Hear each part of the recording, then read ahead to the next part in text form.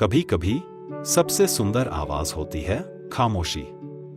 और इस रास्ते की खामोशी में भी एक मधुर संगीत है, जहां सिर्फ पत्तों की सरसराहट है, हवा की धीमी सी सिसकी है और चिड़ियों की बातें जैसे कोई पुरानी कहानी दोहरा रही हो। रास्ता सुनसान है, ना कोई दुकान, ना कोई भीड़, सिर्फ हम और हमारे कदमों की आहट।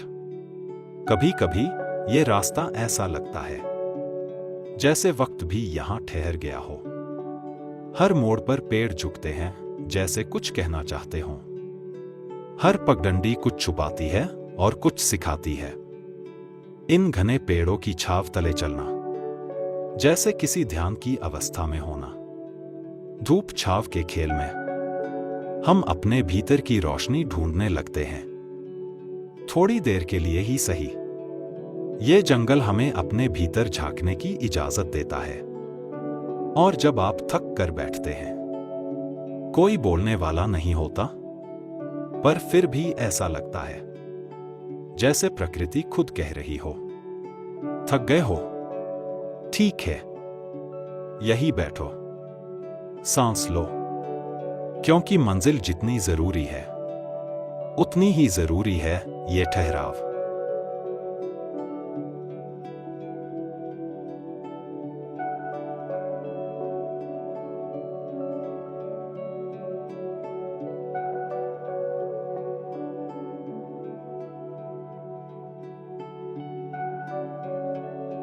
अब हम पहुंच चुके हैं काली माता के दरबार में।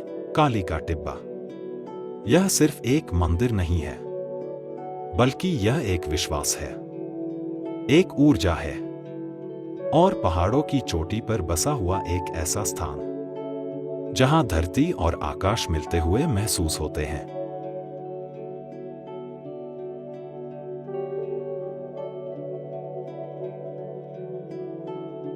समुद्र तल से करीब 7,500 फीट की ऊंचाई पर स्थित यह स्थान न सिर्फ हिमाचल की गोद में छुपा एक मंदिर है, बल्कि एक ऐसा तीर्थ है जहां सदियों से साधना, शक्ति और श्रद्धा की लहरें बहती आई हैं। कहा जाता है कि प्राचीन समय में जब यह पूरा इलाका घनघोर जंगलों से ढका था, तब इस टिब्बे की चोटी पर एक साधारण सी पत्थर की चौकी थी और उस पर गड़ा हुआ मां काली का त्रिशूल।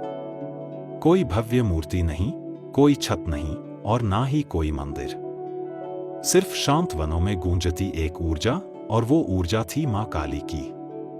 स्थानीय बुजुर्ग बताते हैं कि पहले यहां दूर दूर से साधु, योगी और तांत्रिक तपस्या करने आते थे। यहां की हवा में आज भी अगर ध्यान से सुने तो लगता है जैसे कोई पुराना मंत्र अब भी कानों में गूंज रहा हो। हर झोंका, हर खामोशी भीतर तक उतर जाती है।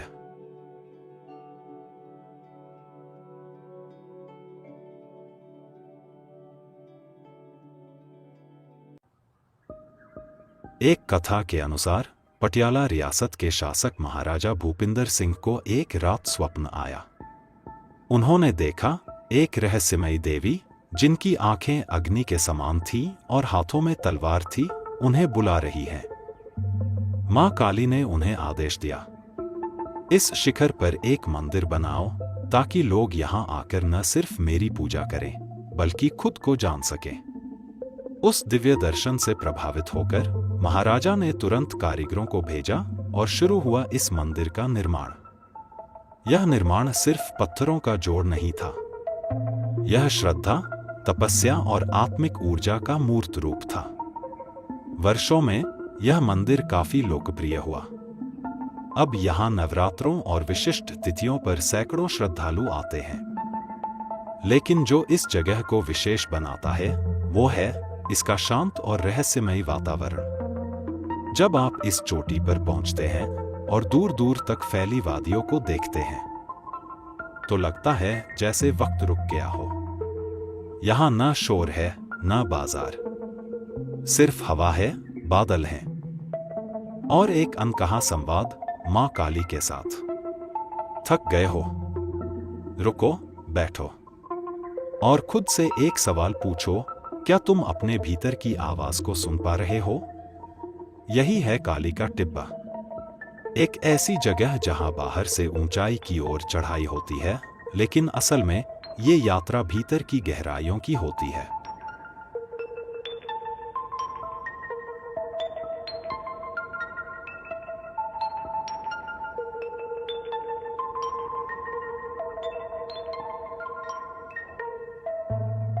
कहते हैं सदियों पहले यह स्थान एक निर्जन टिब्बा हुआ करता था।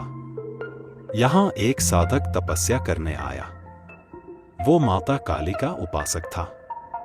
उसकी साधना इतनी तीव्र थी कि उसने यहीं पर मां के दिव्य रूप का साक्षात्कार किया। तब से इस जगह को काली का टिब्बा कहा जाने लगा। स्थानीय लोगों का मानना है कि यहां मां काली साक्षात वास करती है।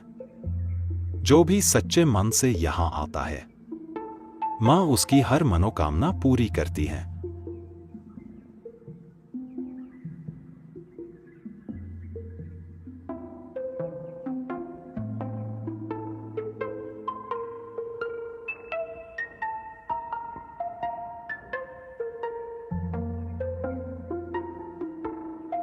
मंदिर के चारों ओर फैली ये वादियां, इनमें सिर्फ हवा नहीं चलती है एक आस्था, एक शांति जो सीधा दिल में उतर जाती है।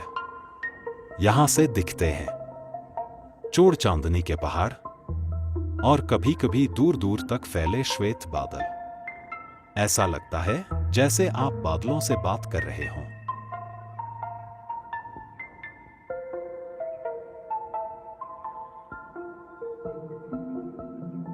इस स्थान की विशेषता सिर्फ इसके दृश्य नहीं है।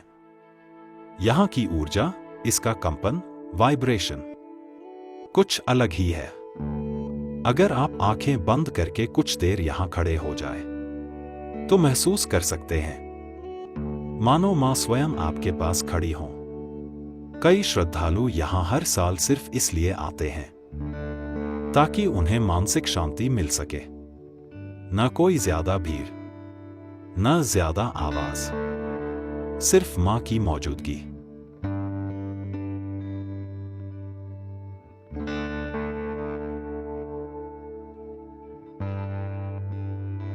इस स्थान की विशेषता सिर्फ इसके दृश्य नहीं है।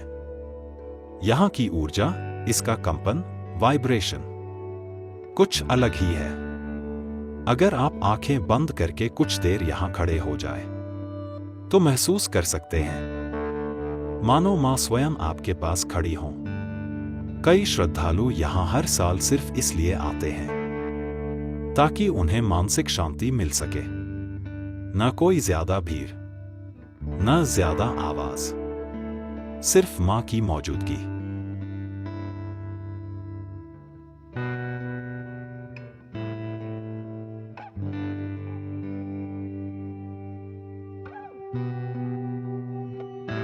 कई लोगों के लिए यह मंदिर एक ब्रेक नहीं है, बल्कि एक टर्निंग पॉइंट होता है। जिंदगी में कुछ नया शुरू करने से पहले यहां माथा टेकते हैं।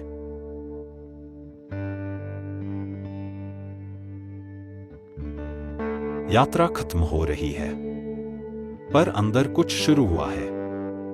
काली का टिब्बा हर उस इंसान को बुलाता है जो खुद को थोड़ा खो चुका है और फिर यहां आकर खुद को फिर से पा लेता है।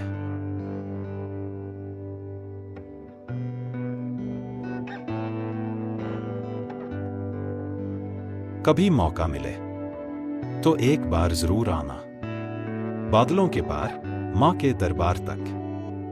तो दोस्तों, आज की ये यात्रा यहीं तक, पर असली यात्रा तो अब शुरू होती है अपने भीतर की।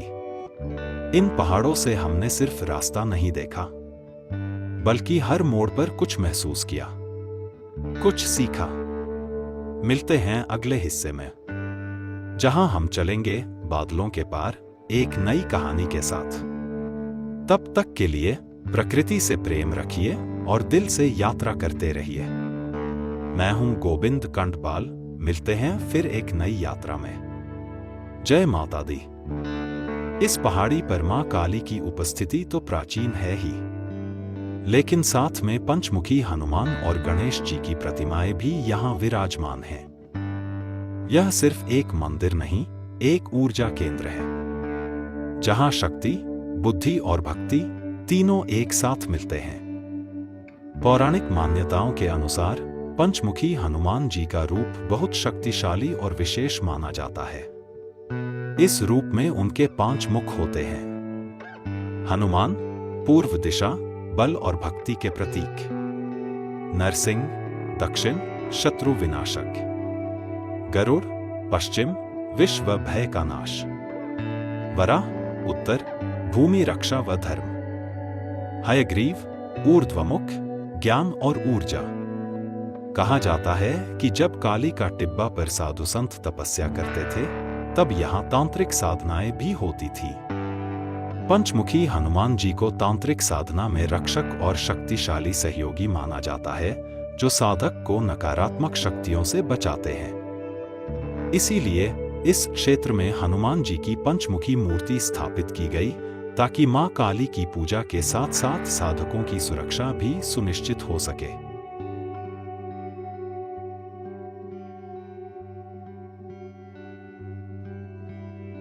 तो दोस्तों, अब बात करते हैं इस पूरी यात्रा के खर्च की।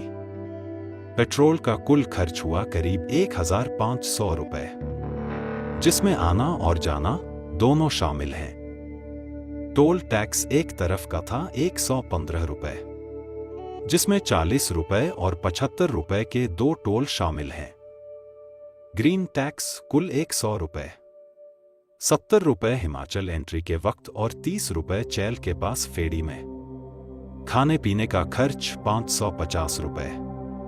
हमने खाना शिमला हाईवे पर एक होटल में किया, क्योंकि चैल या काली का टिब्बा जैसे इलाकों में खाने के ज्यादा ऑप्शन नहीं मिलते।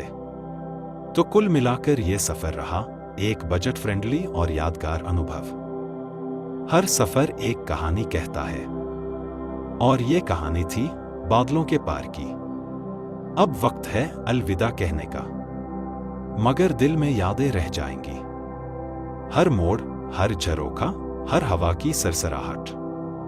हम चले थे एक चोटी की ओर, मगर इस सफर में खुद को पाया बादलों के उस पार। हमेशा कुछ और इंतजार करता है। मिलते हैं फिर किसी अगली यात्रा में। कभी कभी रास्ते मंजिल से भी ज्यादा खूबसूरत होते हैं, और ये रास्ता उन पलों से भरा रहा, जो शब्दों में नहीं, सिर्फ महसूस किए जा सकते हैं। अगर आपको ये यात्रा पसंद आई हो, तो लाइक, शेयर और सब्सक्राइब जरूर करें, ताकि हम फिर मिलें बादलों के पार, एक नई सुबह, एक नई कहानी के साथ।